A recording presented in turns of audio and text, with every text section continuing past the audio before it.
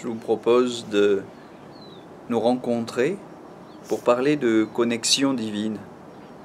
Vous avez sans doute lu sur le site Énergie ces deux verbes, se nourrir et se relier et se nourrir. Deux verbes très importants pour moi. Ça nous renvoie à toute la question de notre enfermement, de notre enfer quotidien et de la manière d'en sortir. Oh, enfer est peut-être un mot un peu dramatique, mais c'est tout de même un petit peu de cela qu'il s'agit quand nous sommes enfermés dans une individualité séparée. Nous sommes à l'étroit dans les limites resserrées de notre individualité. Et nous sommes tragiquement condamnés à croire qu'elle ne peut s'intégrer à la collectivité de ses semblables qu'en se différenciant, qu'en s'opposant sur un mode plus ou moins conflictuel.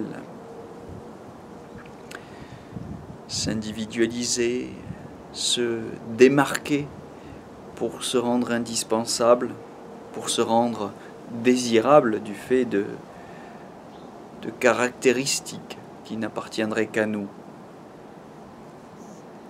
Ça, c'est la misérable vie de l'homme ordinaire ou du jeune homme ou de la jeune femme que nous avons été. Mais on peut en sortir. On peut sortir de cet enfermement, de cet enfer, et accéder à cet espace plus vaste que Rainer Maria Rilke, un poète que j'aime beaucoup, Rilke a appelé l'ouvert, se tenir dans l'ouvert. J'aime bien y penser à travers ce terme hébreu qui renvoie au salut et qui signifie respirer au large, être au large, à sa place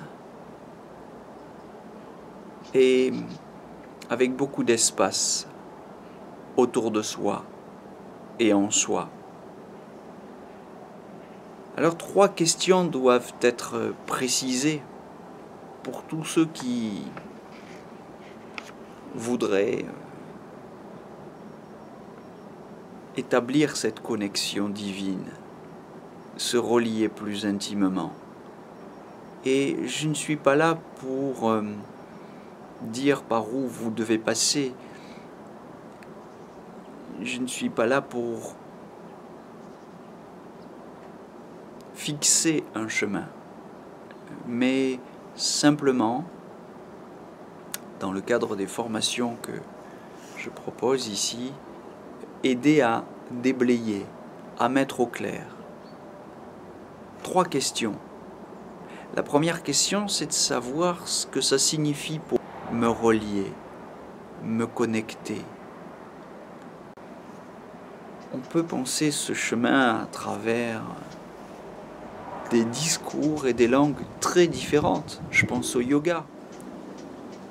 Le yoga, ça vient d'une racine sanskrite, yuj, qui signifie le lien, la relation, se relier.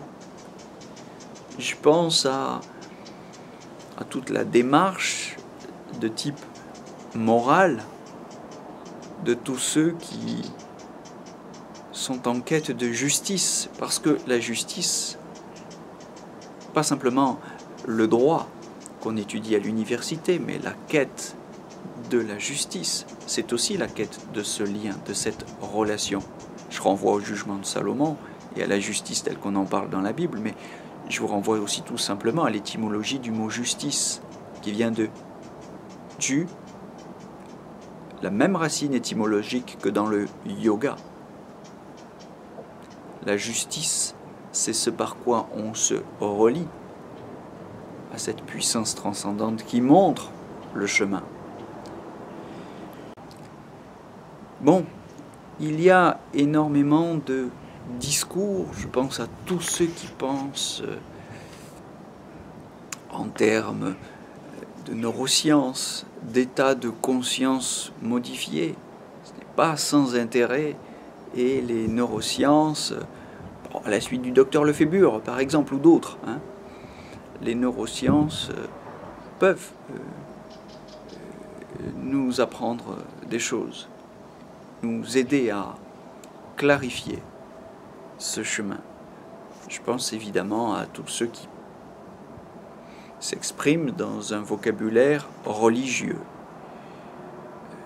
bouddhiste, chrétien, musulman, peu importe.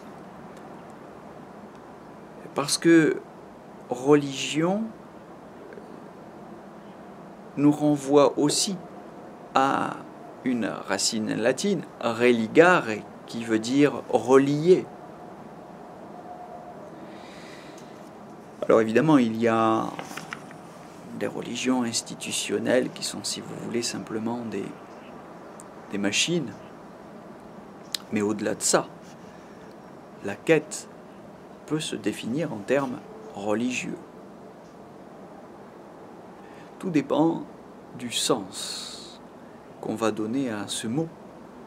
Tout dépendra de notre capacité à ne pas se laisser enfermer dans un sens des mots trop étroit. Pour moi, vous savez que j'ai beaucoup parlé de cette quête, je continue d'en parler sur cette chaîne Quintessence, en termes de diététique. Il s'agit pour moi d'un régime d'existence qui se caractérise notamment par le fait que quand on s'approche de l'unité, plus on s'approche de l'unité, mieux on se sent nourri. Donc, je creuse cette question de l'unité à travers une réflexion sur la diététique, du grec diaïté, qui signifie pas seulement régime alimentaire, mais en un sens plus large, régime d'existence. Mais ça renvoie aussi bien sûr à la question du régime alimentaire, et à travers la question du régime alimentaire, à toute la question du rapport que nous entretenons avec notre désir.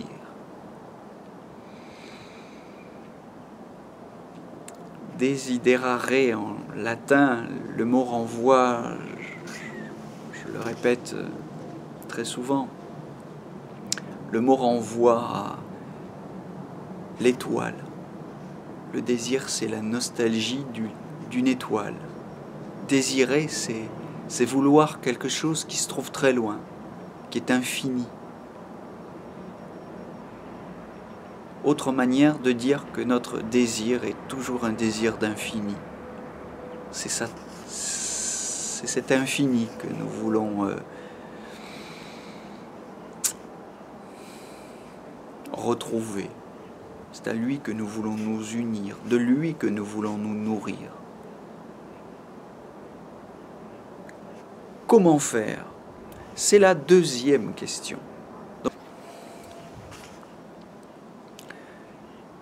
Donc la première question, si je me résume, c'est la question de savoir comment nous racontons à nous-mêmes ce chemin vers l'unité.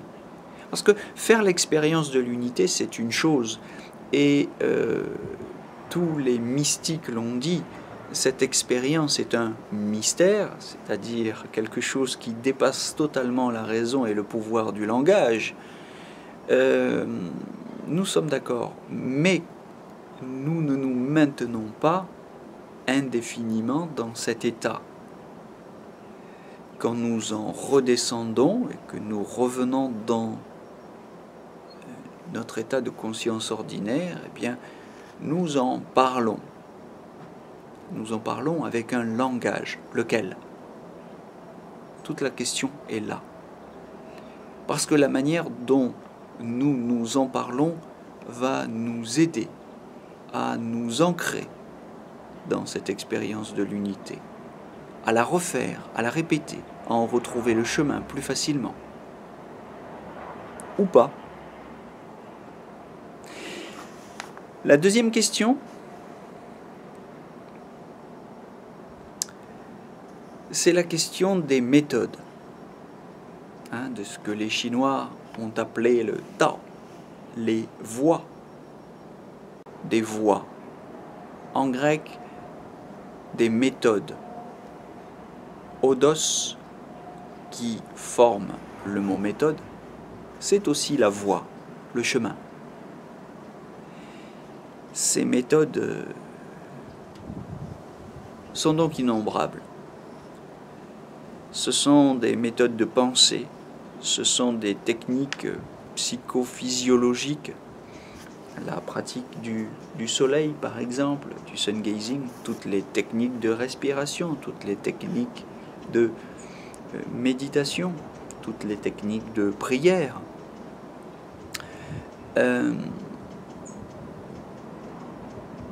Et puis c'est tout notre rapport au corps, à la sexualité, à notre estomac d'abord, plus important et plus profond encore que le désir sexuel, donnant des clés qui permettent de nous libérer de cette emprise du désir sur nos comportements. La clé de l'estomac, ce que j'aime bien appeler gastrosophie.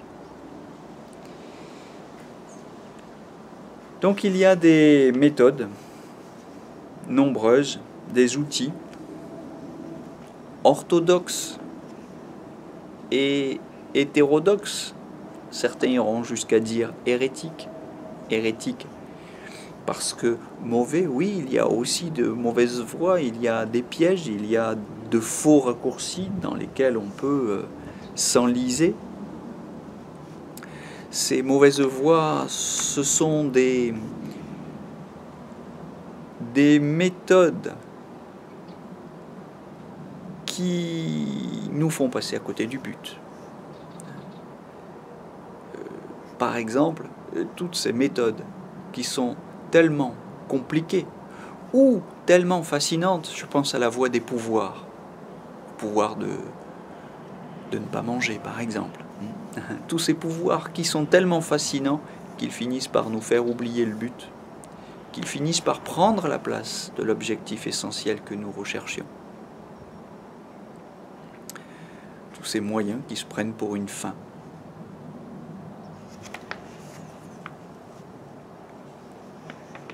Puis il y a tout simplement des méthodes plus ou moins efficaces, c'est-à-dire qui produisent plus ou moins d'effets, qui nous transforment plus ou moins.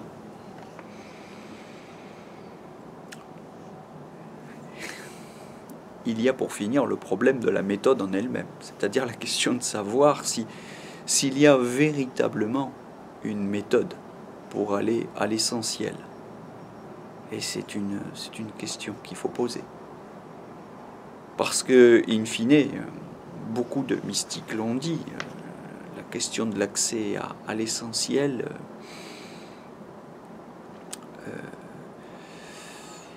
peut relever tout simplement d'une grâce imméritée. Certains y accèdent sans jamais avoir rien fait, et d'autres travaillent à acquérir justement des méthodes toute leur vie pour s'enliser indéfiniment. Donc, qu'il y ait des méthodes, lesquelles? Y en a-t-il vraiment? Dans quelle mesure sont-elles efficaces? Quel est leur rapport à la grâce? C'est-à-dire au concours extraordinaire, imprévisible et irrationnel de cette énergie qu'on peut appeler Dieu, si vous voulez, et qui parfois nous sort de l'eau, nous tire de la noyade, sans que nous ayons rien fait pour ça. Bon, c'est une question qu'il faut se poser quand on cultive une technique, pour ne pas se laisser enfermer dans la technique qui est supposée nous sortir de notre enfer. Donc beaucoup de pièges, beaucoup d'obstacles. Et ça, c'est la troisième et dernière grande question sur laquelle il faut être lucide. Et c'est la raison pour laquelle je crois qu'on ne peut pas s'exonérer, se dispenser d'un détour par la philosophie. Philosophie, je l'entends ici au sens de Socrate. Hein. C'est l'exercice du jugement, l'exercice critique du jugement. Alors cet exercice critique du jugement peut sembler un obstacle pour ceux qui veulent aller vers l'unité. Beaucoup de gens me reprochent mon esprit critique. Il est vrai que ce n'est pas toujours agréable. On peut, face à quelqu'un qui a l'esprit critique, avoir l'impression d'être en face d'une espèce de professeur qui nous fait encore la leçon. C'est assez désagréable parfois, je le reconnais. Je m'y suis fait et je vous invite à relire les dialogues de Genèse de Platon, dans lesquels vous voyez comment Socrate lui-même s'est habitué à cette espèce de mauvais rôle. L'exercice critique du jugement, c'est un petit peu le poil à gratter dans le monde de la spiritualité, le monde du développement personnel aujourd'hui, un monde assez lénifiant, où ceux qui ont quelque chose à vous vendre n'ont pas toujours forcément tellement intérêt à ce que vous vous posiez des questions. C'est la raison pour laquelle cet exercice du jugement n'est pas si pratiqué dans ce monde de la spiritualité, dans les institutions religieuses, pour des questions d'autorité, dans le monde du développement personnel, pour des questions d'argent. Qu'avez-vous à faire payer si, in fine, vous laissez les gens avec des questions?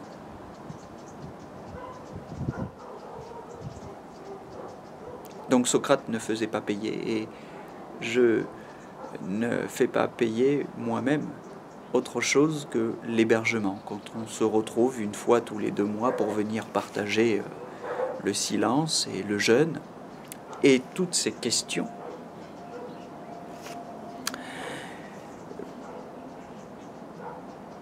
Parce que je ne suis pas sûr de vous donner une clé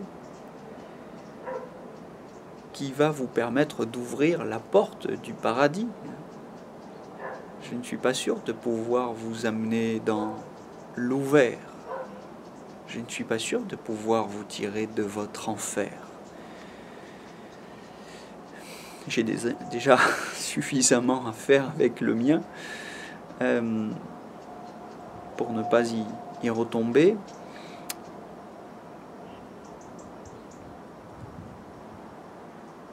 Mais la philosophie est la pratique de la philosophie, j'entends de l'exercice critique du jugement, est l'outil indispensable qui va nous permettre d'identifier nos obstacles, personnels et collectifs. Il y a au moins 2 grands types d'obstacles. Les obstacles personnels, propres à chacun, qui tiennent au chemin individuel de chacun, à un passé, à des émotions, à une histoire familiale. Et puis, il y a des obstacles politiques, on peut en parler aussi, qui tiennent aux conditions économiques, sociales, environnementales, écologiques dans lesquelles nous cheminons. Voilà. Tous ces obstacles doivent être identifiés pour être mieux contourné. Et c'est là que la philosophie et même la sociologie sont utiles.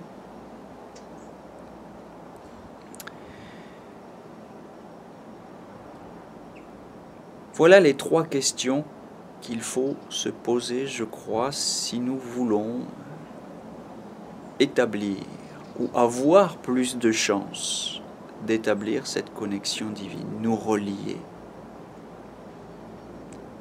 Ces 3 questions, je les rappelle, c'est comment est-ce que nous nous racontons ce lien, cette connexion? Par quelle méthode nous pensons y arriver? Et quels sont les obstacles qui nous barrent le chemin? Voilà les questions qu'il faut se poser et se reposer constamment pour essayer de progresser. Et ce sont ces questions que je vous invite à venir, ou les réponses, ou les hypothèses de réponses que vous ferez à ces questions, que je vous invite à venir partager ici.